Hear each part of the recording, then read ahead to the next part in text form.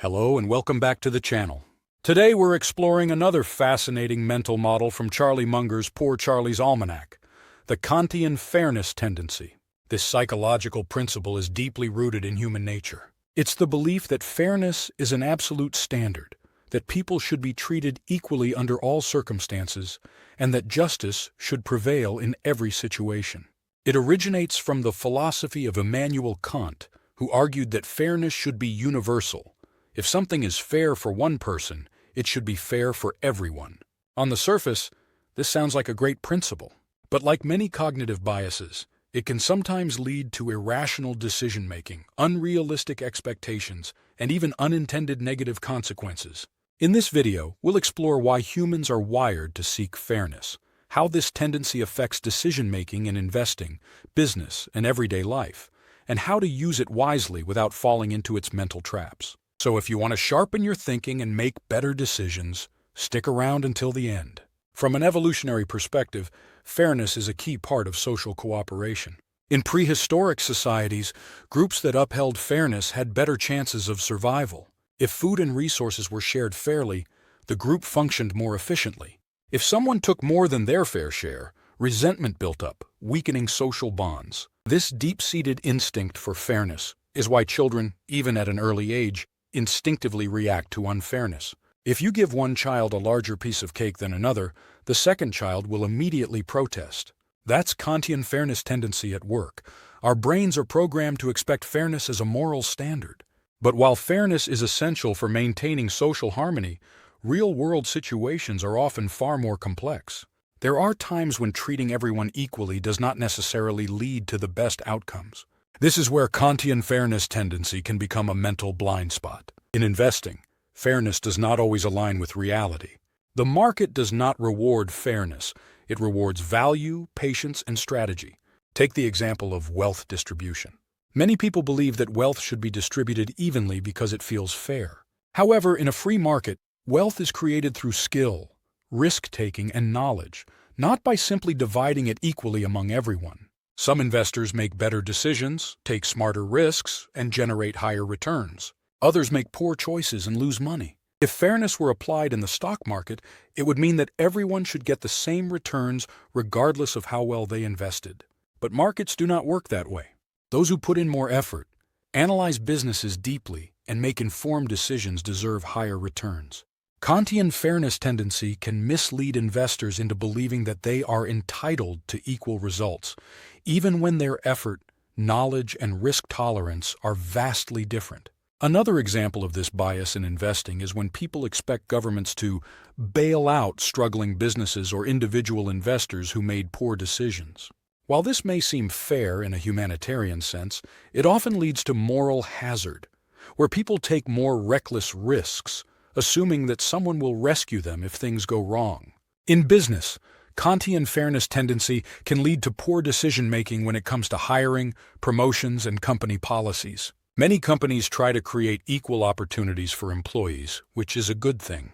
But sometimes, fairness is confused with equal outcomes rather than equal opportunities. If two employees start at the same position, should they always receive the same salary and promotions over time? According to fairness logic, they should. But in reality, one employee might work harder, develop better skills, and contribute more value to the company than the other. Businesses that promote purely based on fairness rather than merit often end up with inefficiency. High performers lose motivation if they are not rewarded for their hard work, while low performers remain in the company simply because firing them would seem unfair. One real-world example is when companies implement across-the-board raises for all employees, regardless of performance. This can create resentment among top performers who feel they are not being recognized for their contributions, leading to talent loss and decreased productivity. Kantian Fairness Tendency also plays a huge role in government policies, especially when it comes to taxation, education, and social programs. Progressive tax systems are based on the principle that the wealthy should pay a higher percentage of their income in taxes than the poor. This is considered fair in many societies because wealthier individuals have more financial resources. However, from an economic perspective, excessively high taxes on wealth creators can discourage investment, innovation, and entrepreneurship, ultimately slowing economic growth.